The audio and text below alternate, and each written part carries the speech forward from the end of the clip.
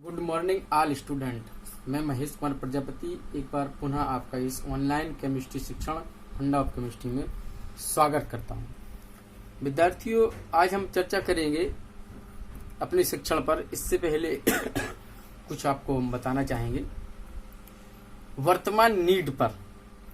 आज हमारी आवश्यकता क्या है?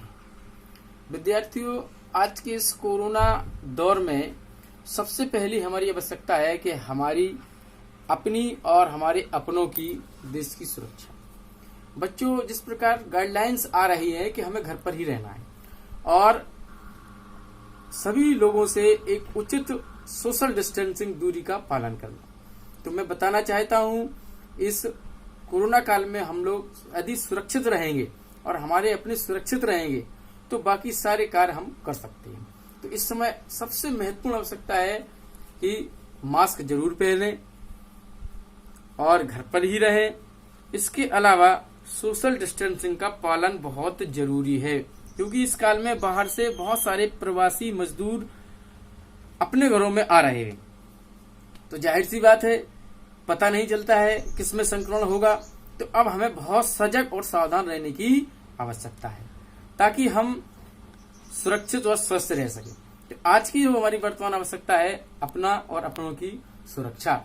हमें बहुत ध्यान रखना है कि हमें मास्क जरूर पहनना है, हो सके तो ग्लव्स भी पहने और घर पर ही रहना है तथा सोशल डिस्टेंसिंग को मेंटेन करना है, क्योंकि जान है तो जहान है।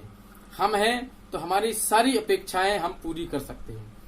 और विद्यार्थियों, हमारे घर में जो बड़े बुजुर्ग हैं प्राय वो इन गाइडलाइन को पालन नहीं करते, तो ये हमारा दायित्व है हम सभी का। हम सभी लोग मिलकर उनको समझाएं, उनको बताएं कि हम बच्चे इसमें महत्वपूर्ण भूमिका निभा सकते हैं कि अपने पारिवारिक सदस्यों को बाहर जाने से रोकें, उन्हें बार बार टोकें और उनको बताएं मास्क अवश्य पहने, ग्लव्स पहने और सोशल डिस्टेंसिंग को मेंटेन रखें, ताकि अच्छे से जब हम उनको समझाएंगे तो उनकी समझ में जरूर आएगा। तो इसी के साथ हम अपने टॉपिक्स पर पहुंच रहे हैं। आज का हमारा टॉपिक परमाणु संरचना के अंतर्गत ही है, जो हम बहुत अच्छा बेहतरीन टॉपिक लेकर आए हैं। तो टॉपिक का नाम है इलेक्ट्रॉन की द्वि प्रकृति। बच्चों, जिस प्रकार इलेक्ट्रॉन के अंदर दो विचार होते हैं, दो प्रकार के व्यवहार प्रदर्शित करता है, इसी प्रकार हम सभी को भी आज दोहरी भूमिका निभाना है। विद्यार्थी का भी लक्षण विकसित करना है, अध्ययन भी अपना करना है और अपनों को और अपने आप को इस कोरोना नामक महामारी से बचाने की भूमिका भी अदा करनी है। तो आइए चलते हैं। इलेक्ट्रॉन की द्वि प्रकृति। व्यवहार में इलेक्ट्रॉन दोहरा व्यवहार प्रदर्शित करता है। एक उसमें कण प्रकृति होती है, वो कण की भांति व्यवहार करता है, जो आपके इलेक्ट्रॉन की डिस्कवरी में कैथोड किरणों के अध्ययन से स्पष्ट होती है, जिसमें दिखाया जाता है कि जब एक ध्रुव से इलेक्ट्रॉन दूसरे ध्रुव की ओर गति करते हैं तो उनके मध्य में यदि कोई पहिया रखते हैं तो वो पहिया में इलेक्ट्रॉन कण टकराते हैं तो वो उसमें गति उत्पन्न हो जाती है। इससे स्पष्ट होता है इलेक्ट्रॉन में कण प्रकृति पाई जाती है। दूसरा, इलेक्ट्रॉन की तरंग प्रकृति। इलेक्ट्रॉन व्यतिकरण और विवर्तन की भांति तरंग के गुण प्रदर्शित करता है, इसलिए इलेक्ट्रॉन का यह दोहरा व्यवहार अर्थात इलेक्ट्रॉन का कण और तरंग का दोहरा व्यवहार उसकी द्वि प्रकृति डुअल नेचर कहलाता है। तो कैसे हम इसको समझते हैं, आइए देखते हैं। किसी भी तरंग की जो प्रकृति होती है वो उसकी ऊर्जा E बराबर h न्यू। h यहाँ प्लांक नियतांक है, न्यू तरंग की आवृत्ति है। और यदि कण प्रकृति होती है तो उसकी ऊर्जा E बराबर mc², आइंस्टीन के अनुसार। ये दोनों ही ऊर्जाएं हैं, ये तरंग की एनर्जी को डिस्क्राइब करता है, ये कण की एनर्जी को बताता है। अब दोनों समीकरण में ऊर्जा, इसलिए दोनों को हम बराबर कर सकते हैं। h न्यू बराबर mc²। अब जो आवृत्ति है वो c/λ प्रकाश के वेग और तरंग दैर्घ्य का अनुपात होती है। तो यहाँ हम मान रखते हैं h/v न्यू की जगह रखा c/λ। यहाँ c² को हमने c गुणा c लिख दिया, तो एक c से एक c कैंसिल, h/λ बराबर mc। c यहाँ पर प्रकाश का वेग है। अब क्योंकि हम अध्ययन कर रहे हैं इलेक्ट्रॉन के लिए, तो प्रकाश का वेग c होता है। इसकी वैल्यू भी हमें 3 × 10⁸ मीटर प्रति सेकंड याद रखना है सभी विद्यार्थियों। लेकिन यह इलेक्ट्रॉन या अन्य किसी के लिए बिग बी होता है वेलोसिटी, तो परंतु इलेक्ट्रॉन के लिए बिग बी अर्थात c के स्थान पर हम बी रखते हैं इलेक्ट्रॉन के लिए, तो h/λ बराबर mb। अब मित्रों, द्रव्यमान गुणा वेग बराबर होता है संवेग। क्लियर हुआ कि नहीं?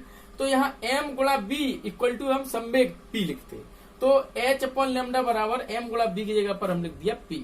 पक्षांतर कर सकते हैं तो आप देख पा रहे हैं H अपॉन लेमडा बराबर P, पक्षांत करते हैं तो लेमडा इधर आ जाता है, तो लेमडा बराबर H अपॉन P। इसका आशय समझिए, लेमडा यहाँ पर तरंग दैर्ध्य है, H प्लांक नियतांक है, P संवेग है, M इलेक्ट्रॉन का द्रव्यमान है, B उसका वेग है।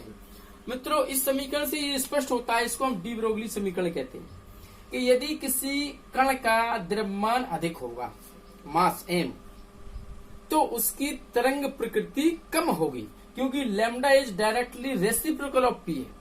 यानी द्रव्यमान अधिक होने ये स्पष्ट करता है कि उसमें तरंग के गुण छुपे रहेंगे, कम दिखाई देंगे। परंतु द्रव्यमान बहुत कम होगा तो फिर उसके तरंग के गुण ज्यादा दिखाई देंगे और कण प्रकृति छुपी रहेगी। इसी प्रकार हल्के द्रव्यमान की जो वस्तुएं होती हैं उनकी तरंग प्रकृति स्पष्ट रहती है, और भारी द्रव्यमान जिनका होता है उनकी कण प्रकृति स्पष्ट रहती है। तो आपको समझ में आया होगा कि इलेक्ट्रॉन का द्रव्यमान बहुत कम होता है, इसीलिए इसकी तरंग प्रकृति स्पष्ट दिखाई देती है। श्रोडिंगर नामक वैज्ञानिक ने इसके लिए स्पेशल त्रिआयामी एक तरंग समीकरण भी उत्पन्न किया है।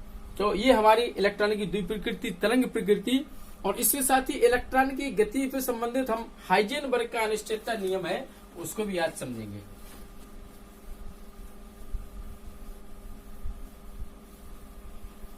बने रहें, सुरक्षित रहें, अपने शिक्षण को और अपने आप को सुरक्षित रखें। हाई गेन भी लिख सकते हैं, हाई जेन भी लिख सकते हैं। हाई गेन वर्ग का अनिश्चितता का सिद्धांत, uncertainty principle of Huygens group. इसमें कई वैज्ञानिकों ने मिलकर यह सिद्धांत दिया। क्या बताता है ये सिद्धांत, आइए देखिए। इलेक्ट्रॉन दीर्घवृत्ताकार मार्ग पर गति करता है। जब इलेक्ट्रॉन दीर्घवृत्ताकार मार्ग पर गति करता है तो उसकी स्थिति यानी वो कहाँ होगा, और वेग, और वेग पे ही अंदर छुपा होता है संवेग का, दोनों का एक साथ शुद्ध मापन संभव नहीं होता है। यानी इस नियम को एक बार फिर से सुने। इस सिद्धांत के अनुसार किसी गतिशील कण ऐसे इलेक्ट्रॉन है की स्थिति और संवेग दोनों का शुद्ध मापन एक साथ संभव नहीं है। यदि गतिशील कण का द्रव्यमान m हो और उसके वेग की अनिश्चितता डेल्टा b हो और उसकी स्थिति की अनिश्चितता डेल्टा x हो, तो इनका गुणनफल h अपॉन 4 पाई से बड़ा, ये इस ग्रेटर तक देन का निशान है, बड़ा या बराबर होता है।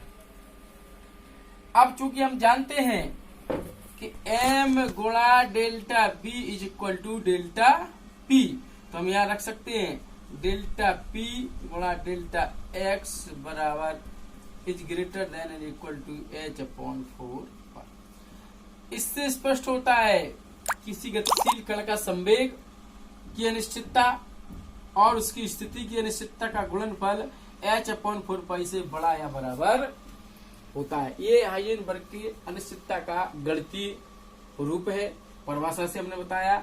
अब इसकी कुछ आपको हम न्यूमेरिकल्स बताते हैं, बहुत आसान से।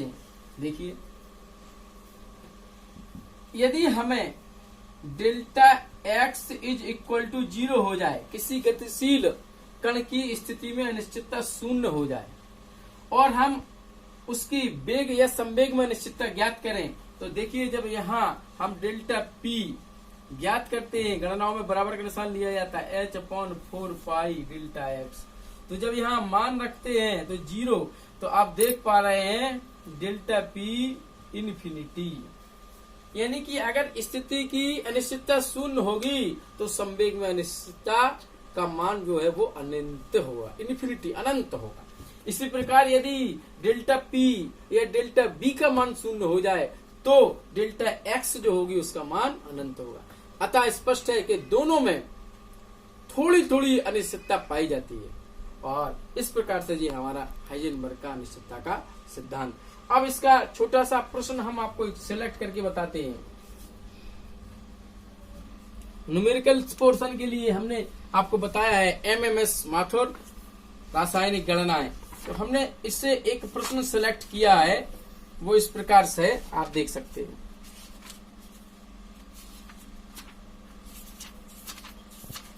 हाइजेनबर्ग का अनिश्चितता का सिद्धांत, इससे हमने ये प्रश्न आपके लिए लिया है। देखिए, इलेक्ट्रॉन की स्थिति की अनिश्चितता ज्ञात कीजिए। यहां हम प्रतियों के अर्थ आपको बताना चाहते हैं, जहां डेल्टा पी बराबर संवेग की अनिश्चितता, डेल्टा एक्स बराबर स्थिति की अनिश्चितता, डेल्टा बी बराबर वेग की अनिश्चितता, एम बराबर कण का द्रव्यमान, एच बराबर प्लांक नियतांक। ये हमारे यहाँ के प्रतीक है। प्रश्न हमने जो सिलेक्ट किया है वो प्रश्न में है स्थिति की अनिश्चितता डेल्टा एक्स हमें फाइंड आउट करना है, और दिया गया है वेग की अनिश्चितता delta v is equal to 5.7 into 10⁵ metre प्रति सेकंड, और h का मान दिया गया है प्लांक नियतांक का 6 × 6 10⁻⁻34 जूल सेकंड, और m बराबर 9 × 10⁻31 किलोग्राम, 28 ग्राम होता है, 31 किलोग्राम। तो ये वैल्यू है। तो आप देख सकते हैं इस फार्मूले को हम चेंज करते हैं तो आप देखिए इसके अकॉर्डिंग आता है delta X is equal to delta H upon 4 into delta P की जगह वैल्यू रखते हैं H upon 4 into M delta B. इस प्रकार से हम डेल्टा एक्स का मान ज्ञात कर सकते हैं।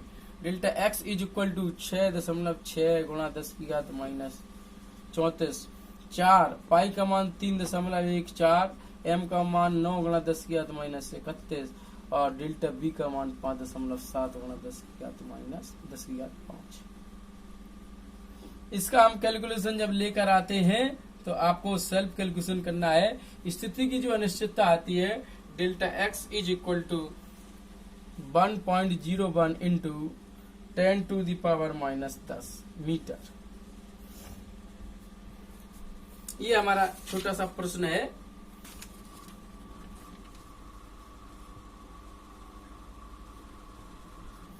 एक हम HW के लिए आपको देते हैं क्योंकि बार बार हमारे विद्यार्थी कहते हैं कुछ होमवर्क भी मिलना चाहिए।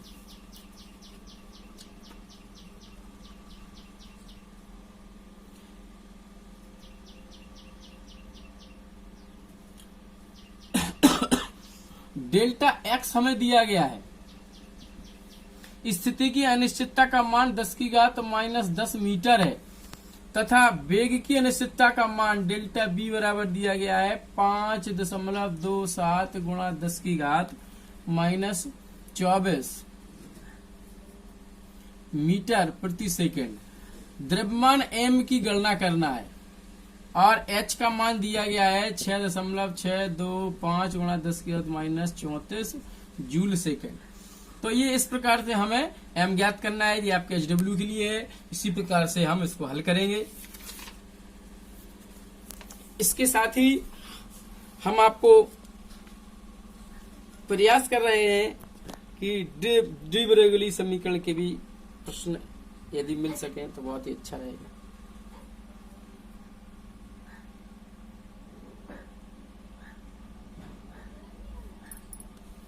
देखिए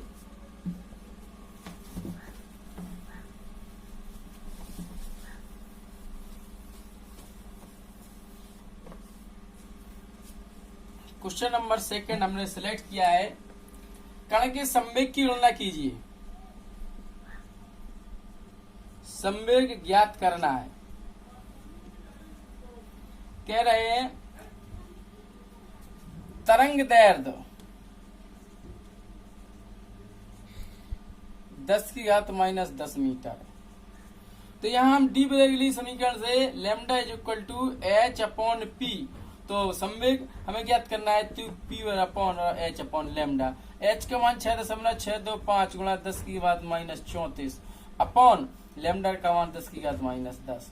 आसान सा है 6.625 × 10⁻⁻34 जो ऊपर पहुंच जाएगा 10⁻+10 होगा।